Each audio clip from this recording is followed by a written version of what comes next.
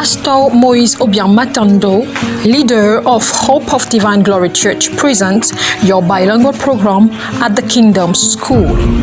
Teachings about the Word of God. Be blessed in Jesus Christ's name.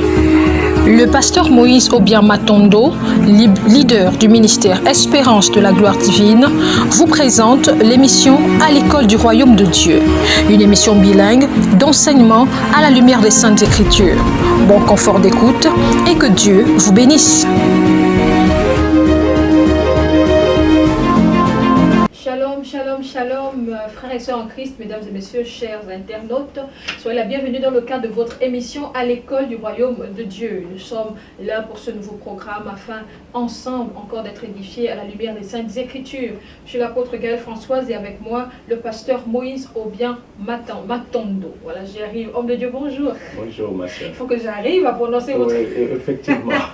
Alors, comment vous allez? Ça va par la grâce de Dieu. Voilà, par la grâce de Dieu. Et nous bénissons vos vies, vous qui nous prenez dans le cadre de cette émission, que vous savez qui est bilingue, mais nous sommes dans le cadre francophone ce matin et vous aurez l'occasion naturellement sur cette même page de pouvoir la suivre aussi en anglais dans les heures, dans les jours qui suivent. Alors, après avoir élaboré, du moins avoir discuté sur la question du comment comprendre la foi comme la loi de la vie éternelle aujourd'hui, nous allons, par la grâce de Dieu avec l'homme de Dieu, comprendre le rapport entre la foi et l'espérance. Le thème d'aujourd'hui, le rapport entre la foi et l'espérance. Homme de Dieu, le rapport entre la foi et l'espérance, un thème qui n'est pas très loin de celui qui a été développé la semaine dernière. Effectivement, oui. Toujours sur la question de la foi. Oui, nous sommes donc toujours sur la question de la foi, parce qu'il y a souvent une confusion entre la foi et l'espérance. Tout à fait. Et quand on regarde beaucoup de chrétiens, sinon beaucoup d'enfants de Dieu, confondent la foi et l'espérance. Et donc beaucoup vivent par l'espérance en croyant qu'ils vivent par la foi. Et donc il est important par la grâce de Dieu d'apporter cette précision pour qu'il n'y ait plus de confusion. Nous osons espérer alors, vous qui nous suivez à l'instant, qu'il n'y aura plus de confusion justement après cette émission. Prenez vos calepins, vos cahiers pour prendre note. Je rappelle que nous ferons également la lecture biblique dans le livre d'Hébreux 11.1 et Romains 4.18-20. Sur ce, je remets la parole à l'homme de Dieu pour développer le thème, le rapport entre la foi et l'espérance. Homme de Dieu. Ok, merci. Donc nous allons lire donc, le texte de Hébreux chapitre 11, le verset 1. Hébreux chapitre 11, le verset 1. Alors, la parole de Dieu dit, « Or, la foi est une ferme assurance des choses qu'on espère, une démonstration de celles qu'on ne voit pas. » Or, la foi est une ferme assurance des choses qu'on espère, une démonstration de celles qu'on ne voit pas. Amen. Amen. Alors donc, en regardant ce texte-là, d'Hébreux chapitre 11, le verset 1, nous parle de ce rapport qui existe entre la foi et l'espérance.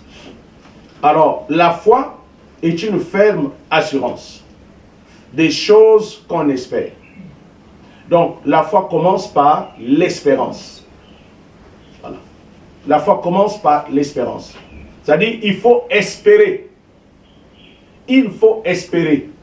Donc, la foi concerne des personnes qui espèrent obtenir les choses qui concernent leur vie. Alors, donc si je prends un cas précis, comment faire pour être sauvé? Or, le salut, en fait, c'est le plan de sauvetage. Ça veut tout simplement dire que les personnes qui sont en difficulté, qui ont des problèmes, qui ont des soucis, ont besoin du salut. Alors, lorsque vous avez besoin de quelque chose, alors le besoin crée l'espérance. Parce qu'en fait, c'est le besoin qui crée en fait l'attente d'obtenir la chose que vous voulez avoir. Donc, l'espérance est également une attente. C'est votre attitude c'est-à-dire d'obtenir dans le futur ce dont vous avez besoin. D'ailleurs, le mot grec pour espérance, c'est elpis. Donc, il signifie attente. Attente constante. D'ailleurs, le grec va plus loin en disant attente constante. Alors donc, quelqu'un qui espère, c'est une personne qui attend obtenir ce dont constamment dont tu as besoin. Ça veut dire qu'il ne faut pas changer d'avis. Il n'y a pas de changement lorsque vous avez un besoin et que vous voulez obtenir la chose. Donc, vous devez rester constant dans l'attente de l'obtenir. Maintenant, cette constante-là, dans l'attente de l'obtenir, c'est ce qui détermine, c'est ce qu'on appelle l'assurance. Donc, une ferme assurance, une ferme détermination d'obtenir la chose que vous espérez, la chose que vous attendez. Maintenant, ce qui va se passer, c'est quoi? Maintenant, la chose que vous attendez, en réalité, quand vous attendez quelque chose, ça veut dire que vous n'avez pas la chose n'est pas avec vous. Tout à fait. Mais qui l'a? Dieu. C'est Dieu qui l'a. C'est en ce moment que Dieu devient le Dieu de l'espérance. Donc Dieu est le Dieu de l'espérance parce que ce que vous espérez se trouve entre ses mains. Maintenant, comment vous allez obtenir la chose qui se trouve entre les mains de Dieu? Or, pour obtenir la chose qui est dans les mains de Dieu, vous devez en avoir droit. Parce que si vous n'avez pas droit de posséder quelque chose, autrement dit, c'est injuste en fait d'espérer. Mais notre espérance est naturelle, elle est normale, elle est justifiable par la parole de Dieu, par le plan de Dieu. Donc, ce que nous espérons se trouve entre les mains de Dieu. Mais nous ne le possédons pas encore. Donc, c'est une projection dans le futur que nous faisons dans l'espérance d'obtenir la chose dont nous avons besoin aujourd'hui. Donc, l'espérance se projette dans le futur. C'est pourquoi l'espérance ne possède pas. Mais l'espérance vous donne l'espoir. Vous donne la joie d'obtenir la chose parce que vous savez, vous croyez l'obtenir. Mais vous ne l'avez pas au moment présent. Et aussi longtemps que vous continuez à espérer la chose, puisque l'espérance établit le rapport entre le présent et le futur. Donc, celui qui espère est dans le présent. Mais ce qu'on espère est dans le futur. Et donc, aussi longtemps que vous allez continuer à espérer, vous avez l'assurance d'obtenir la chose, mais vous ne l'obtenez pas. C'est ce qui fait que beaucoup de personnes continuent à espérer sans obtenir. Donc, l'espérance ne possède pas. Maintenant, comme vous espérez, vous devez faire la démonstration de la chose que vous espérez pour que ça devienne la foi. Or, la foi ne parle pas au futur. La foi parle au présent. Donc, la foi dit, j'obtiens, j'ai aujourd'hui, je suis propriétaire, je possède, je l'ai. Alors, pourquoi la foi parle au présent? Parce que l'homme ne vit pas au futur ni au passé. Chaque personne vit maintenant. Chacun de nous vit aujourd'hui. Et donc, c'est aujourd'hui dont vous avez besoin c'est aujourd'hui que vous avez besoin de posséder, en fait, la chose que vous espérez. Il est bien vrai, l'espérance vous donne, en fait, la joie de vivre. L'assurance de posséder la chose dont vous avez besoin. Parce que Dieu l'a. Maintenant, qu'est-ce qui nous permet de posséder les choses que Dieu a? C'est la foi. Maintenant, ce que je vais dire, c'est que la foi est basée sur les choses qui existent déjà. Amen. Donc, il n'y a pas de foi si la chose n'existe pas. C'est parce que la chose existe déjà dans le plan de Dieu, dans la présence de Dieu, dans la paternité divine, dans le royaume de Dieu où nous sommes citoyens. Donc, on n'a pas besoin d'attendre demain pour le posséder. Puisqu'on en a besoin, on doit le prendre. Homme de Dieu, permettez-moi rapidement, donc ça veut dire, pour mon frère et ma soeur qui nous suivent, oui. Alors il y a quelqu'un qui attend depuis des années la guérison, oui. Un autre attend le travail, certainement quelque chose, donc oui. Est-ce que c'est pour lui dire qu'il n'a pas besoin d'être confus ou alors d'être douteux en ce qui concerne la chose qu'il attend depuis longtemps dans son esprit, parce qu'en vérité, si la pensée est en lui, c'est que la chose existe déjà dans le Seigneur. Exactement, c'est-à-dire tout ce que nous voulons obtenir pour notre vie, c'est-à-dire tout ce qui est nécessaire pour notre vie existe déjà. Pourquoi? Parce que la vie que nous avons reçue est accompagnée des choses qui accompagnent la vie. C'est-à-dire, Dieu ne nous a pas seulement donné la vie. Bon, déjà, j'apporte une petite précision. Oui. La vie a deux choses fondamentales. L'existence et puis les choses qui accompagnent l'existence. Donc, il faut vraiment ressortir la nuance, hein, parce que ça devient très, très, très profond. Oui. La vie et les choses qui accompagnent l'existence. Voilà, donc la vie égale l'existence et les choses qui accompagnent l'existence. Donc, ça dit, quand on a la vie, oui. On existe. Amen. Et maintenant, quand vous existez, pour que votre existence ait un vrai sens, il faut que vous ayez les choses qui vont accompagner votre existence, qui vont donner du sens à votre existence. Comme la foi. Comme la foi. D'accord. Et il y a la foi, et donc il y a les choses physiques, il y a les choses aussi spirituelle, Abstrait. abstraite. Oui. C'est la raison pour laquelle, maintenant, la foi est un moyen. La foi est un moyen qui va vous permettre de posséder les choses qui sont nécessaires dans votre existence. Je prends un exemple simple. Il y a des gens qui existent, mais par exemple, on est en train de parler de la guérison, mais qui n'ont pas de la guérison. Ils ont la maladie. Oui. Est-ce que la maladie fait partie, est-ce que la maladie donne un bon sens à l'existence? Non. Mais ce qui donne du bon sens à l'existence dans le domaine de la santé, c'est la guérison. Maintenant, est-ce que la guérison existe? Oui, la guérison existe parce que je vis. Pourquoi? Parce que Dieu ne nous a pas donné la vie incomplète. C'est-à-dire, la vie est complète. C'est pourquoi on parle de la vie parfaite. C'est-à-dire, il n'y a rien qui manque en ce qui concerne notre vie, c'est-à-dire notre existence. Donc, la guérison, puisqu'elle fait partie de notre vie, elle nous a été donnée à travers Dieu ou à travers Jésus-Christ. Donc, c'est la raison pour laquelle, puisque j'existe, donc si je comprends le sens de la vie, je dois espérer aux choses qui sont nécessaires pour mon existence. Très bien. Le mot comprendre la vie, parce que je reviens là-dessus parce que c'est très très important. Alors ça veut dire que celui qui aujourd'hui est sous le courroux ou sous le joug d'une maladie qui met peut-être du temps parce qu'en dépit il a peut-être commencé à croire et que les choses ne semblent pas s'améliorer, on peut aussi l'assimiler ici à une mauvaise compréhension de la vie. Exactement. Alors, mais selon à la lumière des Saintes Écritures de Dieu, est-ce que on va dire que c'est la méconnaissance de la parole du Seigneur, ou alors comment est-ce qu'on peut comprendre cela? Pourquoi certains ont apparemment la facilité de croire, de voir les choses s'accomplir, et d'autres commencent à croire et puis souvent les choses ne semblent pas souvent atteindre leur but escompté? Bon, déjà, la vie, c'est un package. Oui. La vie, c'est l'ensemble. Oui. Et maintenant, comme j'ai dit tout à l'heure, dans cette vie, il y a l'existence et puis les choses qui vont accompagner notre existence pour donner du bon sens à l'existence. Voilà, oui. Déjà, ça c'est une notion fondamentale qu'il faut comprendre. C'est pourquoi en fait, le rôle de l'Église, l'Église c'est l'école de la vie. Parce qu'en fait, l'Église est une école où les gens viennent pour comprendre la vie. Bien. Voilà.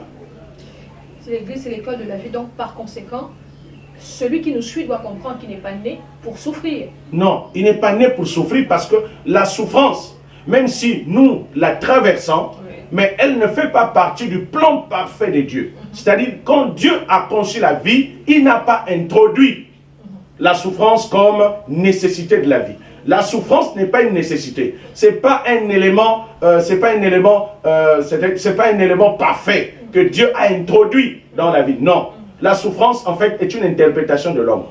Alors, moi, je vois tout de suite un chemin. Je vois, vous avez dit, l'espérance, c'est le début, c'est le commencement, avant d'arriver à la foi, qui est la démonstration. Parce que la foi dit aujourd'hui. Alors, si on prend, ici, on va dire à quoi? À moins l'infini, on prend ici l'espérance, à plus l'infini, on met la foi. Au milieu, là, qu'est-ce qui se passe, homme de Dieu? Alors, est-ce que c'est ce milieu-là qui renvoie un peu aux péripéties, aux difficultés et toutes ces choses? Et est-ce que aussi c'est pour dire à ceux qui ne suivent que le seul endroit où on peut vivre pleinement sa foi, c'est l'Église?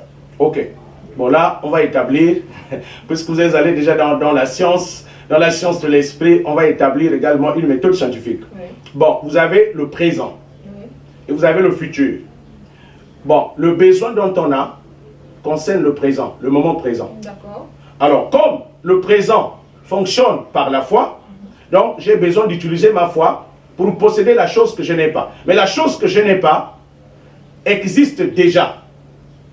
Existe déjà. Donc, c'est pourquoi j'ai l'espérance. Existe déjà en fait dans le futur. Donc, je crois l'obtenir dans le futur. Mais alors que je vis aujourd'hui. Maintenant, il doit y avoir une relation entre la foi et l'espérance. Maintenant, or, l'espérance, c'est une attitude que j'ai par rapport aux choses que je vais obtenir. Maintenant, les choses que je vais obtenir se trouvent où? Où est l'entrepôt des choses que je veux obtenir? L'entrepôt des choses qu'on veut obtenir se trouve entre les mains de Dieu. Alors donc, je tiens en passant à signaler à nos auditeurs qui nous suivent que toutes les choses se trouvent entre les mains de Dieu. C'est pourquoi lorsque nous espérons obtenir quelque chose, la chose n'est pas seule, mais elle est rattachée à Dieu. La chose est entre les mains de Dieu. C'est la raison pour laquelle l'homme n'est pas en contact direct avec les choses. C'est-à-dire, si un être humain veut obtenir directement les choses, ça n'existe pas. Parce qu'en fait, les choses sont entre les mains de Dieu. Donc, il faut être en communion avec Dieu, avec le propriétaire des choses, et Dieu t'introduit dans les choses. C'est ça la sagesse. C'est-à-dire, l'homme n'a pas un contact direct avec les choses que nous espérons. Parce que les choses sont gérées par Dieu et appartiennent à Dieu. Toute chose est entre ses mains. Donc les choses étant liées à Dieu, nous avons besoin d'être liés au propriétaire des choses pour que le propriétaire nous donne accès aux choses. C'est dans ce sens que Jésus va dire, cherchez premièrement le royaume de Dieu et sa justice, et le reste vous sera donné. Donc le reste, ce sont les choses dont nous avons besoin qui accompagnent notre existence.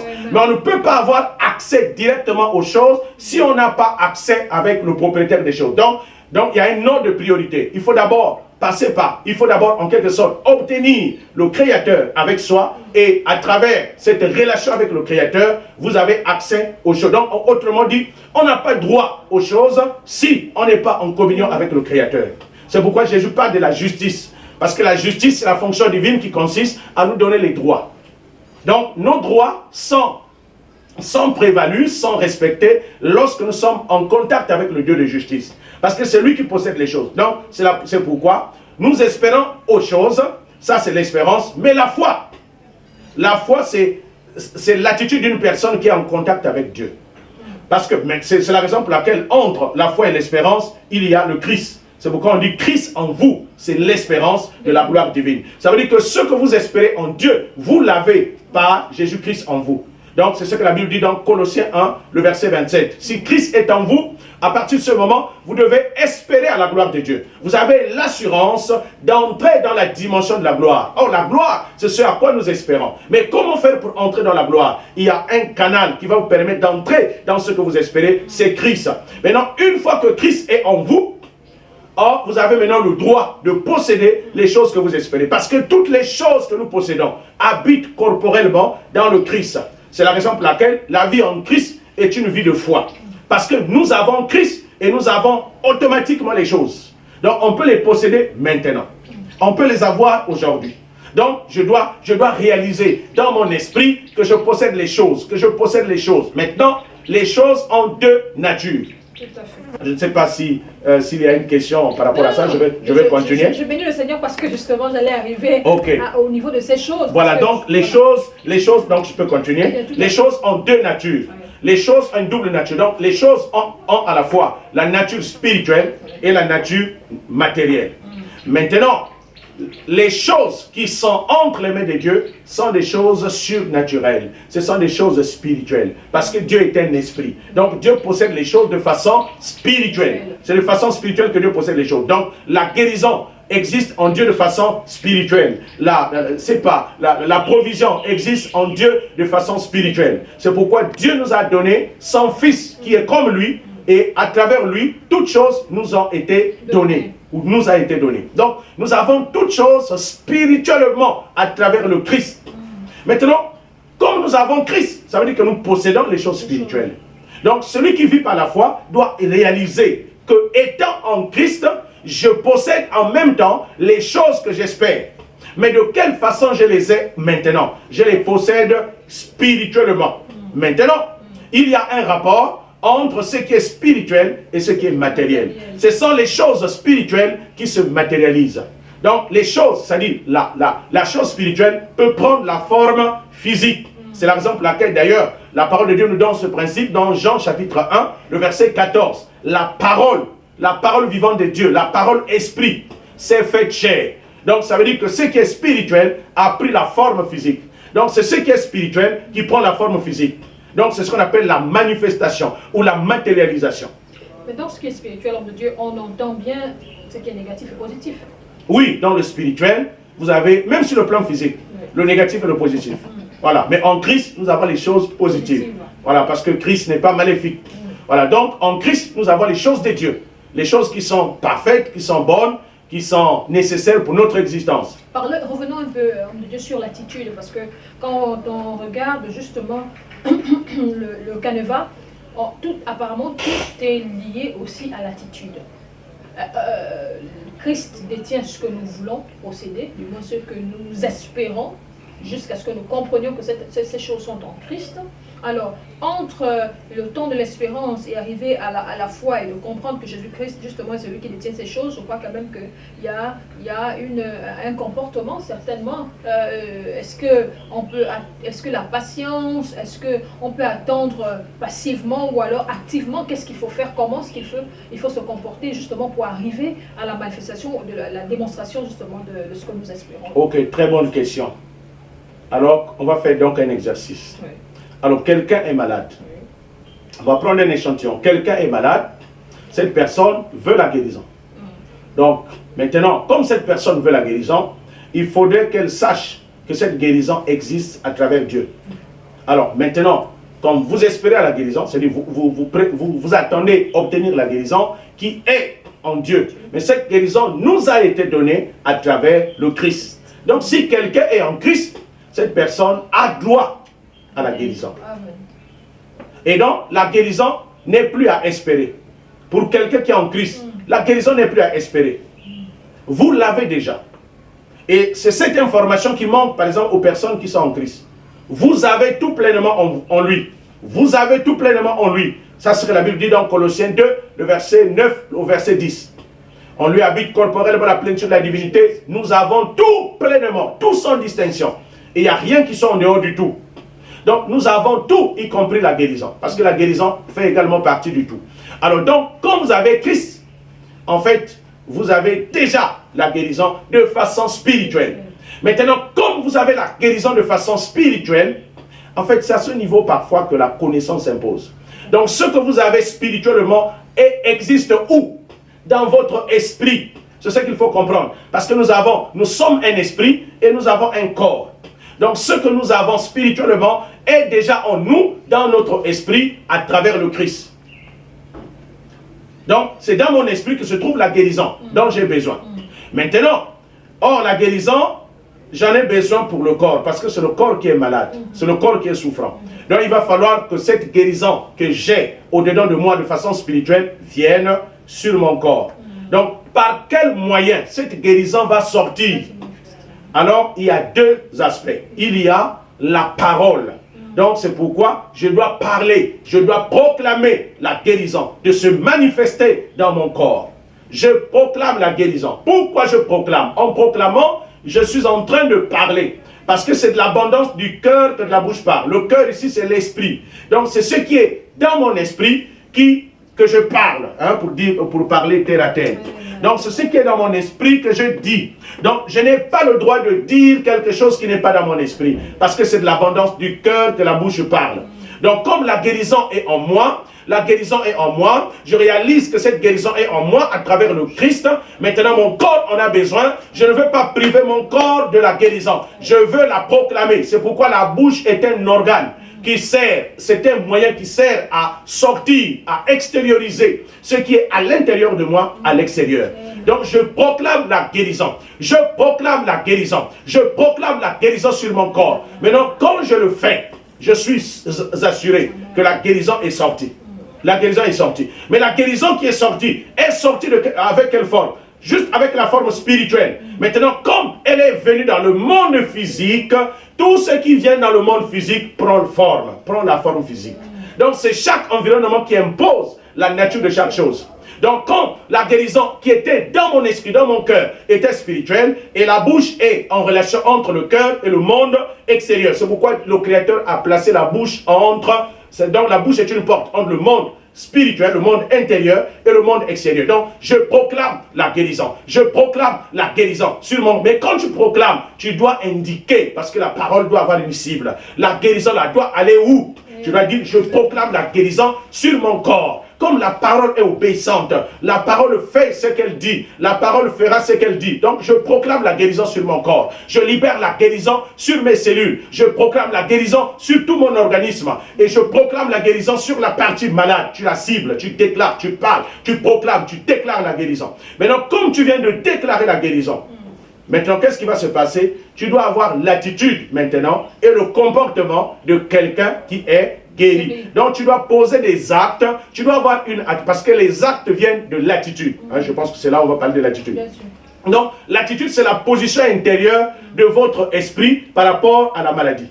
Maintenant, par rapport à la maladie, quelle est votre position? Quelle est votre attitude? Mais vous vous considérez comme étant guéri parce que c'est ce que vous avez reçu et c'est ce que vous avez déclaré. Donc, vous devez être en accord avec ce que vous croyez, c'est-à-dire ce que vous avez reçu à travers le Christ et ce que vous dites. Donc, vous n'êtes plus un malade parce que vous avez proclamé la guérison. Donc, vous devez être en accord avec la guérison que vous avez déclarée. Donc, ça doit suivre dans votre attitude et dans votre comportement. Donc, vous ne devez plus vous comporter comme un malade. Donc, vous devez poser des actes de quelqu'un qui est guéri et non de quelqu'un qui est encore malade. Parce que vous venez de le proclamer. Maintenant, à partir de ce moment, le comportement doit suivre. Maintenant, la guérison que vous avez proclamée, pour répondre à la question de la patience, la guérison que vous avez proclamée ne va pas se manifester à l'instant T. Pourquoi? Nous sommes dans le temps. C'est-à-dire, le temps est un incubateur. C'est-à-dire, tout ce que nous proclamons dans le temps, parce que nous vivons dans le temps et dans l'espace. Donc, tout ce que nous déclarons ici, c'est-à-dire, quand quelque chose de spirituel vient dans le monde physique, ça entre dans le temps. Et donc, ça va prendre du temps. Maintenant, combien de temps ça va prendre? On ne sait pas, parce que nous ne sommes pas maîtres des temps et des circonstances. Maintenant, ce que nous savons, c'est que comme nous l'avons proclamé, ça va arriver. Ça va arriver dans le temps. Maintenant, le temps que ça arrive, puisque ça va s'accomplir, je suis obligé de faire quoi? D'attendre la manifestation. Maintenant, cette attente de voir la manifestation, c'est ce qu'on appelle la patience. Donc, la patience est liée au temps. C'est-à-dire attendre la manifestation de ce que j'ai déclaré. Parce que c'est en train de se faire. Parce que Dieu est d'accord avec ça. Donc Dieu est en train de le réaliser. La puissance du Saint-Esprit qui est en nous est en train d'accomplir cela. Parce que la Bible dit dans Éphésiens 3, je pense qu'à partir du verset 18 jusqu'au verset 20, Dieu fait infiniment au-delà de ce que nous pensons et demandons par la puissance qui agit en nous. Donc Dieu prend la puissance du Saint-Esprit qui est en nous, en train de manifester, en train de créer ce que nous avons déclaré. Comme la chose est en train de se faire, c'est pourquoi j'attends. Donc la patience veut dire la chose est en train de se faire. Si vous n'êtes pas sûr que la chose est en train de se faire, c'est pas la peine d'attendre. Donc la patience n'a pas de sens si la chose n'est pas en train de se faire. Donc on n'attend pas pour rien. On n'est pas patient pour rien. Donc c'est attendre dans la foi. C'est pourquoi la foi est une patience. Mais maintenant, puisque vous possédez la chose, vous l'avez déjà. Maintenant le reste n'est qu'une question de manifestation. Donc ce que je possède, ça c'est la foi. Maintenant je dois faire quoi? Je dois faire la démonstration. Je dois faire la démonstration. Je dois proclamer. Donc je proclame une parole de foi. C'est-à-dire la parole de foi. Je possède par la foi et je proclame la parole de quelqu'un qui possède. C'est-à-dire je parle comme quelqu'un qui possède et je me comporte comme quelqu'un qui possède la foi. Maintenant, qu'est-ce qui me permet de posséder? C'est la foi. Parce que la foi me permet de prendre les choses qui sont dans l'invisible. Donc la foi me permet de faire les transactions spirituelles entre moi et les choses de Dieu. Permettez-moi quand même, homme de Dieu, dans la parole de Dieu, dans les Saintes Écritures, la Bible nous parle du royaume des cieux qui est forcé. C'est le violent qui s'en empare. Est-ce que dans le cadre de la foi, oui, puisque je quitte un peu du pas de la patience pour monter un peu plus haut. Alors, il y a des personnes qui ont des cas qui, on peut dire entre griffes, urgents. Est-ce que lorsque la parole de Dieu déclare que le royaume de Dieu est forcé, ce sont les violents qui s'en emparent, on peut aussi inclure ici la question de la foi? Est-ce que ici il y a des hommes et des femmes, on estime qu'ils peuvent être violents? Est-ce que Dieu agrée ce cheminement-là? Est-ce qu'on peut prêter justement à la foi ce caractère aussi de violence? Oui. Pourquoi la violence?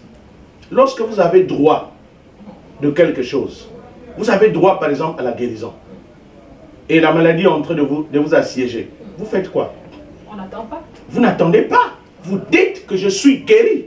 Je possède la guérison. Je refuse la maladie. Je possède la guérison. Je marche comme un guéri. Je marche comme quelqu'un qui est guéri. Je rejette la maladie. C'est-à-dire, je refuse en fait ce dont je n'ai pas droit. Parce qu'en fait, la maladie, c'est la chose dont je n'ai pas droit. Donc, je dois vivre dans une dimension de justice. Alors, la justice me donne le droit de posséder la guérison. Et la guérison, je l'ai de droit parce que j'ai accepté Jésus-Christ. C'est la raison pour laquelle, bien aimé, il est important de recevoir Jésus. Parce que les gens se posent la question de savoir, votre Jésus-là, si j'accepte Jésus-Christ, qu'est-ce que je gagne? Mais vous gagnez toutes choses. Toutes choses, vous les gagnez spirituellement. Maintenant, par le moyen de la foi, vous faites la démonstration. Donc, en fait, la vie en Christ, c'est une école où on apprend la vie et on apprend aussi à faire la démonstration de ce qu'on possède spirituellement. Donc Dieu ne viendra pas, en fait, c'est pourquoi, je m'excuse, je veux parler un peu simplement. lorsque vous avez besoin de la guérison. Alors, beaucoup de gens comptent sur leur relation avec Dieu. Tellement que je suis en relation avec Dieu, j'aime Dieu, et puis je suis membre de l'assemblée. Donc, en fait, quand j'ai prié là, la guérison va venir. Non, les choses ne viennent pas directement comme ça. Dieu n'envoie pas les choses directement. C'est-à-dire, la chose que Dieu a prévue pour toi a besoin de ton accord. Parce que entre Dieu et nous, il y a le principe de l'alliance. Donc, la vie en Christ fonctionne comme le mariage. Vous voyez, quand un homme amène une femme à la mairie, alors, monsieur le maire va dire, voudrez-vous prendre pour épouse mademoiselle telle? L'homme va dire, oui, monsieur le maire, je le veux, avec assurance. Ce n'est pas encore le mariage. C'est-à-dire, le mariage que l'homme vient de déclarer doit être confirmé par l'épouse. Maintenant, si l'épouse ne confirme pas, même si l'homme veut le mariage, il n'y aura pas de mariage. C'est ce qui fait que les gens se posent la question, mais Dieu existe, il nous voit en train de souffrir, mais pourquoi il ne fait rien? Mais écoutez, Dieu veut que vous soyez bien, Dieu veut que vous soyez en bonne santé, Dieu veut que vous soyez à l'aise dans votre vie, Dieu veut que vous prospérez. Mais le problème, c'est que vous n'êtes pas d'accord avec ce qu'il veut. Tout à fait. Donc, vous ne confirmez pas. Vous n'êtes pas d'accord. Vous ne croyez pas. C'est ça qu'on appelle croire, être d'accord avec Dieu. Vous n'êtes pas d'accord vous n'êtes pas d'accord que vous soyez en bonne santé. Mais vous attendez tout simplement que Dieu le fasse seul, sans votre consentement. C'est-à-dire sans votre accord, sans votre participation. Ça ne fonctionne pas comme ça. Ça viole le principe de l'alliance. Donc, dans le principe de l'alliance, il y a la vie de deux personnes. C'est pourquoi tout ce qui concerne l'alliance, Dieu ne fera rien seul. Il faut le consentement de l'homme. Maintenant, Dieu avait tout fait à travers Jésus-Christ. Il a tout accompli. Maintenant, qu'est-ce qui reste? C'est d'être d'accord avec ce que Jésus-Christ a accompli et entrer en possession de ça. C'est ce qui nous retarde. Donc, ce qui retarde les chrétiens, c'est le manque de foi. Beaucoup de chrétiens espèrent. Ah, ça ira. Généralement, on entend ça. Oh, ma soeur, non, ça ira. Je serai guéri. Aussi, quand vous parlez de cette manière-là, vous repoussez l'échéance. Et donc, beaucoup de personnes sont toujours en train de repousser l'échéance. Mais quand vous espérez, ça vous donne l'envie de vivre. Parce qu'aussi longtemps que vous espérez, vous vivez. L'espérance donne la vie. C'est-à-dire, ça vous donne la joie de continuer à vivre parce que vous espérez, mais vous ne possédez pas. C'est pourquoi beaucoup de chrétiens ont l'espérance, ils croient en Dieu, ils espèrent, en fait, je vais dire ça comme, ils espèrent en Dieu, ils aiment Dieu, mais ils n'ont rien. Ils n'ont rien de Dieu. Et c'est pourquoi le monde s'étonne, mais comment ça fait-il que vous marchez avec Dieu qui est le propriétaire de toutes choses, mais vous n'avez rien? Donc beaucoup disent que non, moi je crois en Dieu. Non, les gens espèrent en Dieu, mais ils ne croient pas. Et je crois qu'il y a une version également de Bible qui dit que si deux personnes s'accordent pour demander quelque chose d'important à Dieu, il exauce. Donc il ne suffit pas de demander, il ne suffit pas d'être dans un lieu où on proclame, où on déclare, mais il faut s'accorder avec le Seigneur pour recevoir la chose. Je vais juste faire un rappel pour ceux qui nous prennent à l'instant. Vous êtes à peine sur notre page, nous sommes dans le cadre de votre émission à l'école du royaume de Dieu et nous parlons du rapport entre la foi et l'espérance. Et nous avons largement avancé sur la question de la foi et de l'espérance en faisant naturellement cette nuance, en disant que l'espérance était, on va dire, le début de l'équation qui nous mène plus ou moins vers la foi, qui nous mène certainement à la foi lorsque nous sommes en Christ. En Christ. Et nous avons dit que la foi est la manifestation, on va dire même physique, de ce que nous avons longtemps eu au plus profond de nous dans l'espérance, mais ces choses, nous les prenons entre les mains de Dieu. Homme de Dieu, vous avez donné permettez que j'arrive dans Romains, oui. Avec votre accord. Alors le livre de Romains que vous avez donné, Romains 4, 8, m'intrigue un peu pour la meilleure compréhension des uns des autres. Alors, heureux l'homme à qui le Seigneur n'impute pas son péché. Il y a des hommes comme ça sur la terre, homme de Dieu. Heureux l'homme à qui le Seigneur n'impute pas son péché. Alors, quand la Bible dit heureux l'homme à qui Dieu n'impute pas son péché. Déjà, c'est un texte qui se trouve dans le psaume 32, à partir du verset 2 jusqu'au verset 3. Alors, heureux l'homme à qui Dieu n'impute pas son péché. Alors, le mot, dans la version originale, le mot heureux signifie béni soit. Donc, Louis II a traduit l'expression béni soit par heureux. Donc, béni soit une personne dont Dieu n'impute pas. Ça veut dire une personne dont Dieu n'attribue pas les péchés. Pourquoi? Parce que vous ne pouvez pas être heureux quand vous êtes dans le péché. Vous ne pouvez pas être dans le bonheur quand vous êtes dans le péché. C'est la raison pour laquelle Proverbe 28, le verset 13 dit, celui qui cache ces transgressions ne prospèrent point. Il y a même une négation absolue, ne prospère point. Mais celui qui les avoue et qui les délaisse, donc celui qui confesse, parce que confesser c'est reconnaître. Celui qui reconnaît qu'il a fait du mal devant Dieu. Parce qu'en fait, pour qu'il y ait pardon de péché, il faut qu'il y ait reconnaissance du péché. Quand vous avez reconnu ce que vous avez fait, c'est alors que Dieu vous pardonne.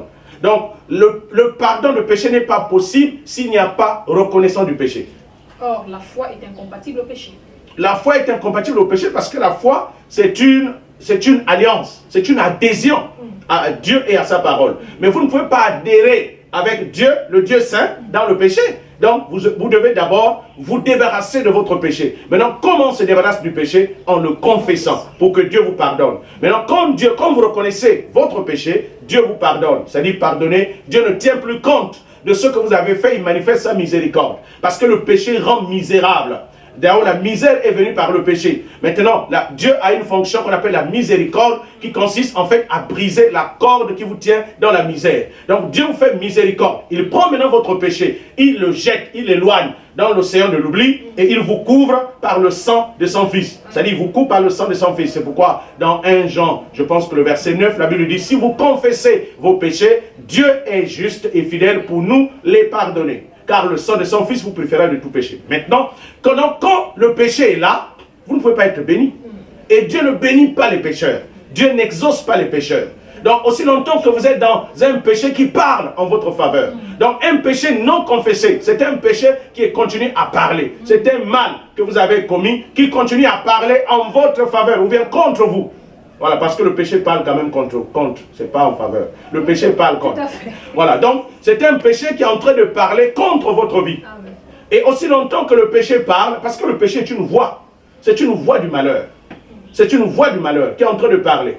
Maintenant, aussi longtemps que le péché parle, parce que c'est vous qui l'avez commis, Dieu ne peut pas vous bénir. Mais parlez-nous un peu de la confession. Peut-être les uns et les autres ont besoin de plus d'éclaircissement à ce niveau. Quelqu'un dira peut-être, bon, moi dans ma chambre, dans mon secret, j'ai dit à Dieu que j'ai fait telle chose. Est-ce que cela est suffisant ou alors il faut être devant un nom du Seigneur? Comment peut-on comprendre cette question de confession pour arriver justement à l'exaucement? Ok. Déjà, le mot confesser, c'est un mot grec qui signifie homologéo. C'est-à-dire reconnaître. Reconnaître sincèrement. Donc, quand quelqu'un commet un péché, un acte, c'est-à-dire déplacé, qui n'honore pas à la volonté de Dieu, vous êtes coupable. Vous êtes coupable et passible de jugement devant Dieu. Maintenant, Dieu dans son amour, il a prévu que le pécheur qui revient vers lui, reconnaître qu'il a fait du mal, parce qu'en fait, confesser veut dire reconnaître pour ne plus le faire. En fait, c'est regretter. Il doit y avoir un sentiment de regret de ce que vous avez fait. Pas une simple déclaration, pas une simple citation publique devant le trône de la grâce de Dieu, comme quelqu'un qui va devant le tribunal qui dit, bon, en fait, c'est moi qui ai fait ça. Non, vous devez avoir le sentiment de regret. Donc, vous reconnaissez et vous regrettez en même temps. C'est ça, confesser. Maintenant, à qui on confesse? Quand vous avez commis un péché vous-même, vous allez devant la présence de Dieu pour le confesser. C'est-à-dire vous reconnaissez Seigneur dans le secret. Bon, ça dépend de vous, ça dépend de votre sincérité. Ce qui est plus important, c'est l'attitude de sincérité que vous avez dans votre cœur. Je reconnais que j'ai péché et Seigneur, je regrette de l'avoir fait. Et donne-moi la force. Il ne faut jamais dire que je ne veux plus le faire. Il ne faut jamais dire ça. C'est un conseil que je donne. Vous n'avez pas la capacité de ne plus pécher. Il faut dire, Seigneur, donne-moi la force de ne plus pécher. Donne-moi la force. C'est lui qui a la capacité de te conduire dans la sainteté. Donne-moi la force de ne plus le faire et à partir de ce moment, lave-moi par le sang de ton Fils Jésus. Maintenant, à ce moment, la confession est une reconnaissance devant Dieu de ce que vous avez fait et un regret. Maintenant, quand vous avez offensé quelqu'un, quand vous avez fait du mal à quelqu'un, alors là, il ne suffit pas d'aller demander pardon à Dieu parce que ce n'est pas Dieu que vous avez offensé. Vous devez repartir vers votre prochain pour dire pardonne-moi de tout ce que j'ai fait contre vous. Je ne sais pas ce qui m'a, dans quel état j'étais. En fait, vous confessez. Peu importe la manière dont il va prendre ça. Vous confessez, vous reconnaissez ce que vous avez fait et après avoir fait cela, vous allez maintenant dans la présence de Dieu. C'est-à-dire Dieu vous envoie d'abord vers la personne offensée et ensuite vous allez vers Dieu. Il faut réparer. Il faut faire une réparation. Tout à fait. Il faut faire une réparation. Alors, toujours dans le cadre de votre émission, nous parlons de la foi, du rapport entre la foi et entre l'espérance et la foi. Nous sommes sur le point de la confession. Donc, homme de Dieu, à l'attitude, on peut ajouter justement ce principe de la confession. Plusieurs, certainement, se posaient des questions. Pourquoi est-ce qu'ils prient et qu'ils ne sont pas exaucés alors qu'on a un point sur le cœur qu'on n'a jamais confessé? Voilà, donc la confession, il faut le prendre dans deux sens. Déjà, on est dans deux contextes de confession. Il y a confesser le péché, c'est-à-dire reconnaître le péché pour le regretter. On confesse le péché parce qu'on le regrette. Maintenant, on peut aussi confesser la parole de Dieu.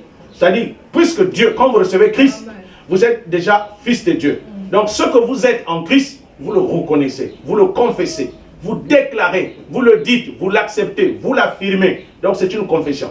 C'est pourquoi la Bible dit, par exemple, dans Romains 10, le verset 10, c'est en croyant du cœur qu'on parvient à la justice et c'est en confessant de la bouche. Voilà. Donc, c'est en reconnaissant de votre bouche que vous parvenez au salut. Selon qu'il est écrit, ainsi de suite. Permettez-moi de revenir dans Hébreu 11, je crois. Voilà, le verset 2, oui. Pour vous qui avez les Bibles ouvertes. Le verset 2 dit, pour l'avoir possédé, les anciens, nous parlons de la foi. Oui. Pour revenir un peu sur la foi. Pour l'avoir possédé, les anciens ont obtenu un témoignage favorable. Alors, ici, nous sommes toujours sur l'exemple du monsieur ou de la dame qui attend certainement d'être guéri, qui a compris qu'il faut naturellement ne pas rester dans la dimension de celui qui croit que je vais être guéri, mais il faut le déclarer. Oui. Il faut comprendre, il faut accepter d'abord Christ et laisser à Christ l'opportunité justement de montrer sa fidélité en nous permettant aussi à nous de manière active de proclamer, de déclarer la guérison. Alors, ici on nous parle de témoignage, homme de Dieu, un témoignage parfait à cause de la foi. Alors, et ça c'est pour dire que bon, j'ose espérer que ici le témoignage de manière terre à terre, ça veut dire que celle qui était connue comme stérile, le Seigneur change les choses pour qu'on sache dorénavant qu'elle est féconde et autre, ou alors ça va un peu plus loin. J'ai envie de parler ici, quelles sont les conséquences de la foi dans la vie de celui justement qui a accepté de la déclarer? Ok, la conséquence de la foi, c'est le témoignage. Donc, le témoignage est la conséquence de la foi. La Bible dit ici, pour l'avoir possédé. Avoir possédé quoi? La foi. Le fait d'avoir possédé la foi, les anciens ont obtenu un témoignage. Le témoignage, c'est la preuve. C'est-à-dire, voici la preuve qu'il y a la foi. Donc, en fait, la foi fonctionne comme la loi de l'électricité. Si la servante de Dieu, la sœur Gaëlle, nous dit que j'ai de l'électricité chez vous, vous avez parlé que j'ai le courant chez moi. Donc, nous on dira, ok, vous avez le courant, nous on va venir tester, on va venir vérifier. Donc, on va allumer les ampoules. Donc, quand on allume les ampoules, si on constate que les ampoules s'allument, on dira, oui, c'est vrai, voici la preuve, voici le témoignage du courant qui existe chez vous. Donc, le témoignage, ce sont les effets produits par la foi. Et à partir de ce moment, donc, la foi devient une loi de cause à effet. Voilà. Donc, si vous croyez, si vous avez la foi en la guérison, on doit voir la guérison. Amen. Parce que la foi ne ment pas. La foi, c'est votre adhésion. C'est la certitude, c'est-à-dire de posséder la chose que Dieu vous donne à travers la parole de Dieu. Et donc, vous ne pouvez pas dire que j'ai la foi et qu'il n'y a rien. Parce que la foi possède. Quelqu'un qui ne possède pas n'a pas la foi. Vous possédez quelque chose à l'instant T. Même si la chose n'est pas visible, elle finira par se manifester. Mais à l'instant T, vous dites, je suis guéri. Pourquoi? Mais parce que vous savez que cette guérison est déjà en vous, dans votre esprit. Donc, vous l'affirmez. Maintenant, comme vous l'affirmez de votre bouche, vous avez également autorisé cette guérison de se matérialiser. Donc, même si la matérialisation ne se fait pas à l'instant T, mais vous aurez une preuve. Donc, il y aura la preuve, il y aura la certitude qui va affirmer que la guérison que vous avez cru obtenir, vous le voyez. Donc, c'est pourquoi quand quelqu'un proclame la foi, en fait, on s'attend à ce qu'il y ait une preuve de votre foi. Donc, c'est pourquoi les anciens, ayant obtenu la foi, ont fini par avoir la preuve. Abraham a eu la foi, la preuve, c'était la naissance d'Isaac. C'est-à-dire, Isaac a fini par venir. Pourquoi? Parce que c'était la preuve de la foi. Abraham crut, et Abraham crut en cet enfant-là, la preuve est venue. Et même avant même que l'enfant ne vienne, Dieu est descendu à travers les anges qui sont venus vers lui, le confirmer qu'à la même époque, l'année prochaine, tu auras un enfant. Pourquoi? Parce que l'enfant était déjà là. C'est pourquoi Dieu, quand il dit à Abraham, tu seras père des multitudes. Tu seras père des multitudes. À un certain moment, Abraham a cru. C'est-à-dire, il a possédé d'être ce père-là. Alors qu'il était Abraham, c'est-à-dire Abraham, mais il est devenu Abraham. Et Dieu lui dit, tu seras Abraham, donc père des multitudes. Et avant que l'enfant ne vienne, Abraham avait commencé à dire, je suis Abraham. Donc quand il allait vers les gens, Abraham signifie père des multitudes. Donc quand il allait vers les gens, sans avoir un enfant de façon visible, mais quand on lui posait la question, quel est ton nom? Abraham, père des multitudes. Les gens disaient, mais comment? Tu n'as même pas un enfant et tu dis que tu es Abraham? Dit oui, je suis Abraham. Pourquoi? Dieu a dit que je suis Abraham et moi je crois à ce que Dieu a dit, et donc ce que Dieu a dit, c'est ce qu'il manifestera de façon palpable. Mais sauf que ça ne pourrait pas arriver. Isaac ne pouvait pas arriver si Abraham n'était pas d'accord, si Abraham n'avait pas accepté. Donc c'est l'homme qui confirme en fait la parole de foi. C'est l'homme qui confirme la parole de foi, et nous arrivons plus ou moins au terme de notre émission. Tout simplement pour dire à ceux qui nous suivent, avant de remettre la parole à l'homme de Dieu pour la prière de fin certainement, ou pour des déclarations prophétiques, c'est souvent que l'Esprit le conduira, que vous avez droit de croire, vous avez le droit de croire à ce qui a été peut-être une fois annoncé sur votre vie, qui sait, pendant un programme, pendant une conférence, ou alors dans le secret avec le Seigneur, que cela s'accomplira certainement si dès cette émission, vous vous accordez avec le Seigneur et vous acceptez que le Seigneur est capable de vous le donner. Alors, homme de Dieu, nous sommes arrivés au terme. Je vais remettre la parole certainement pour bénir quelqu'un sur la question du rapport entre l'espérance et la foi. Ok. Alors donc, frères et sœurs, bien-aimés, vous qui nous suivez, à partir de votre page, à partir de votre petit écran, nous avons parlé de la différence entre l'espérance et la foi. Vous avez peut-être espéré sans avoir la foi. Mais vous avez compris ce que c'est la foi. La foi, c'est le fait de ne plus attendre, mais de posséder aujourd'hui. Parce que Dieu vous a déjà donné ce que vous espérez. Ce que vous attendez, ce que vous voulez obtenir, vous a été donné en Jésus-Christ. Donc si vous avez Jésus-Christ dans votre vie, vous possédez la chose que vous attendez. Si vous avez Jésus-Christ en vous, sachez que vous qui êtes stérile, vous avez les enfants à travers la grâce de Dieu. Parce que tout ce qui nous manquait nous a été restauré à travers la personne de Jésus-Christ. Vous qui êtes malade, qui nous suivez, réalisez que vous avez la guérison. Et comme vous avez la guérison, comme vous avez tout pleinement en Jésus, peut-être il vous manque un emploi. Réalisez que vous avez cet emploi. Commencez à réaliser que je suis travailleur. Commencez à le déclarer. Commencez à vous comporter comme quelqu'un qui travaille. Et allez déposer le dossier. Parce que le travail va chez le travailleur. La guérison va chez une personne qui est guérie. Allez, donc, comportez-vous. Les enfants vont chez la femme féconde. Donc, commencez à vous considérer. Que le faible dise que je suis fort. Que le chômeur dise que je suis travailleur. Que le malade dise que je suis en bonne santé. Alors, commencez à vous approprier de ces choses parce que vous les avez à travers Jésus-Christ qui est en vous. Maintenant, à partir de ce moment, commencez à changer votre langage. C'est pourquoi vous devez déclarer que je suis fils de Dieu. Maintenant, je déclare que je suis fils de Dieu. Je déclare que je suis enfant de Dieu. La guérison est mon partage.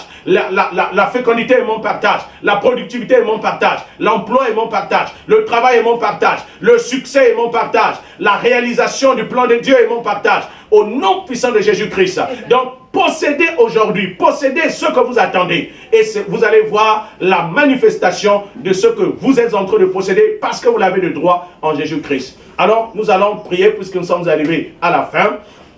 Au Père Céleste, je te présente, Seigneur, tes enfants. Je te présente, Seigneur, ton peuple qui nous suit maintenant entre tes saintes mains. Seigneur, tu as dit dans ta parole que tout ce que vous croyez, vous le verrez s'accomplir. Tout ce que vous croyez, vous le verrez s'accomplir. Si tu crois, tu verras la gloire de Dieu. Alors que Père, nous avons cru en ta parole. Alors que Père éternel, notre attitude face à la foi a été restaurée. Maintenant, je déclare maintenant, Père éternel, que tout ce à quoi nous avons espéré, mais que nous possédons maintenant par la foi, par la compréhension de la foi, nous proclamons la manifestation totale, Seigneur, de la guérison, de la restauration dans tous les domaines de nos vies, au nom puissant de Jésus-Christ. Et je proclame, Seigneur, que celui qui était incapable de comprendre la parole, qui espérait avoir la connaissance, possède maintenant la connaissance aujourd'hui, dans le nom de Jésus. Celui qui espérait avoir l'onction du Saint-Esprit, croit qu'aujourd'hui, qu'il possède l'onction dans le nom de Jésus. Que c'est à quoi nous avons espéré devienne des faits et des réalités maintenant pour la gloire de Dieu le Père. Père, nous te disons merci. Illumine les yeux de notre esprit. Ouvre les yeux de notre esprit. Ouvre les yeux de notre entendement, les oreilles spirituelles, pour que nous puissions entendre et comprendre, Seigneur, profondément ta parole. À toi la louange et la gloire. Nous te bénissons, Père éternel, pour ces moments. Merci pour tout ce que tu as accompli. Que l'honneur et la gloire te reviennent. C'est dans le nom puissant de Jésus-Christ que nous avons prié et nous disons Amen. Amen. Voilà, mesdames et messieurs, nous sommes arrivés au terme de votre émission à l'école du royaume de Dieu. Et aujourd'hui, nous avons développé la thématique du rapport entre l'espérance et la foi. Et j'ai retenu, bien sûr, que la foi a une cible. S'il vous plaît, tout au long de cette semaine, proclamez, déclarez votre guérison comme l'homme de Dieu l'a dit. Et nous nous retrouvons certainement prochainement par la grâce du Seigneur. Au revoir et à la prochaine. Pastor Moïse Obiang Matondo, leader of Hope of Divine Glory Church, has presented to you your bilingual program at the Kingdom's School, teachings about the Word of God. Thanks, and at the next meeting, in the name of Jesus Christ. Le pasteur Moïse Obiang Matondo, leader du ministère Espérance de la Gloire Divine, vous a présenté l'émission à l'école du Royaume de Dieu, une émission bilingue d'enseignement à la lumière des Saintes Écritures. Merci d'avoir été des nôtres et que Dieu vous bénisse.